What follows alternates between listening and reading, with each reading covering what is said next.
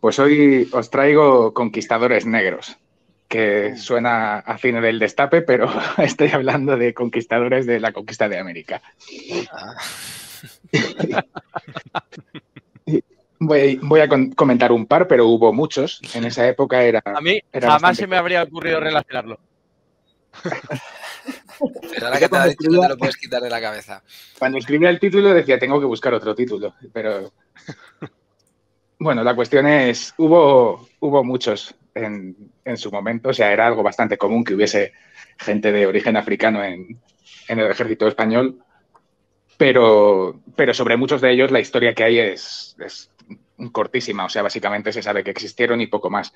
Así que me voy a centrar en un par sobre los que hay más información sobre su vida. El primero sería Juan Garrido, que había nacido en la costa occidental de África, probablemente entre el Congo y Liberia, más o menos en 1480. En aquella época esa zona estaba controlada por Portugal, que lo usaba de parada para su comercio con la India.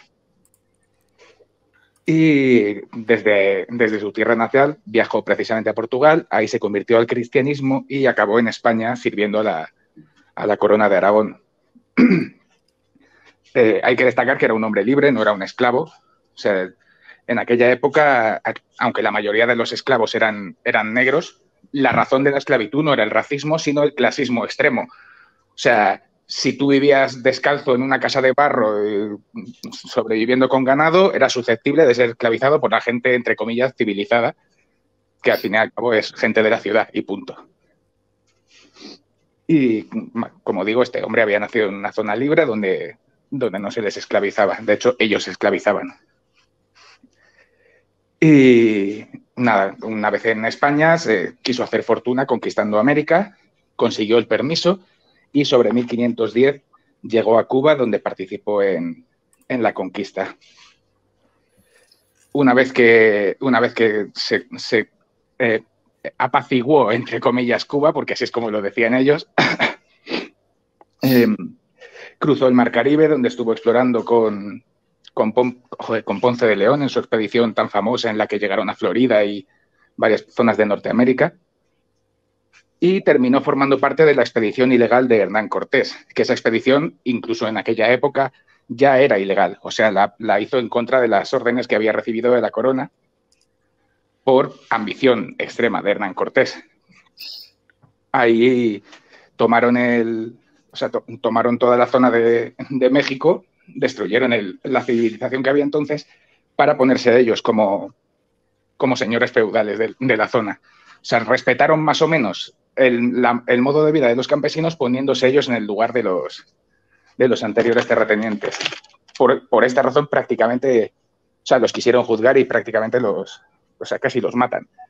Pero al final habían conquistado una zona tan grande que el dinero siempre es lo que manda y consiguieron ser más o menos nobles. Eso dice Hernán Cortés, la expedición. Sí, pero es que ten en cuenta que eran menos de 1000 personas. O sea, cada persona que participó en esa expedición, que fue rebelándose contra el ejército español, o sea, se escaparon, básicamente, para controlar, o sea, para tener sus propias tierras. Vieron que había una zona rica y dijeron, pues esto nos lo quedamos. Y lo que pasa es que eso les salió tan bien que en vez de ser juzgados, al final les dijeron, vale, pues venga, tú eres el conde de aquí, tú el duque de allá. Y nada, este hombre se enriqueció mucho, estuvo bajo las órdenes de Hernán Cortés todo el tiempo que pudo. Más tarde, Hernán Cortés cayó en desgracia por sus enemigos políticos, porque es que Hernán Cortés era muy inteligente, muy astuto, muy tal, pero era sobre todo extremadamente inmoral. O sea, traicionaba a quien fuese y se ganó muchísimos enemigos a lo largo de su vida. Entonces, Juan Garrido, cuando vio que Hernán Cortés no estaba detenido ni mucho menos, pero había caído en desgracia, se decidió buscar la vida él mismo, compró un montón de esclavos negros y montó un pequeño latifundio. Y bueno, como veis, o sea, no es precisamente una vida respetable desde nuestros cánones actuales, pero es que en aquella época era lo normal. O sea, la gente normal, la gente de a pie, vivían siempre bajo las órdenes de los, entre comillas, prohombres, que eran gente que se imponía por la fuerza sobre los demás. Claro. Y, o sea, prácticamente cada persona destacable de esos tiempos hacía, es que lo estoy relacionando con la sección anterior un poco, hacía cosas totalmente inmorales desde nuestro punto de vista. O sea, es algo inevitable. Tú si eras buena persona, estabas oprimido y no pintabas nada en la historia. Sí. Y bueno, termino con, esta es más cortita porque básicamente es la misma historia, solo que destaca que fue una mujer, Beatriz de Palacios, a la que llamaban la Parda porque era mulata, y que estaba casada con un blanco, Pedro de Escobar. Esta mujer también participó en la conquista de Cuba. No iba simplemente como acompañante de su marido, es que, insisto, eran grupos muy pequeños de personas y las mujeres tenían que saber luchar o se las iban a cargar en las peleas, que tenían mejores armas y demás, pero luchaban contra números muy superiores de enemigos. Y después de la conquista de Cuba también se fue en la expedición de Hernán Cortés, donde luchó con mucha valentía en muchas ocasiones, incluso se cambiaba los turnos de guardia con el marido, a la vez que cumplía las funciones de enfermera y demás labores atribuidas a las mujeres en esa época.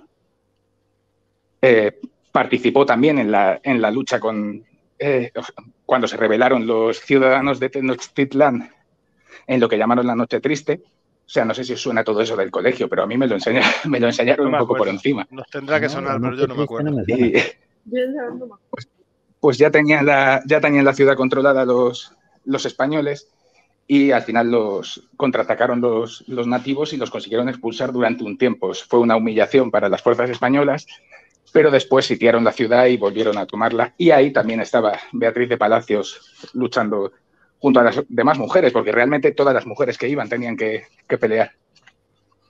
Pero bueno, nada, son dos historias de ciudadanos destacables por ser de la raza que normalmente se esclavizaba en esa época y que fueron libres y de hecho ambos tuvieron esclavos, lamentablemente. Sí, vamos, de hecho, ahí está, o sea, un poco define la humanidad, ¿no? O sea, ya está, son negros, son conquistadores y se compran 1000 esclavos negros para Efectivamente.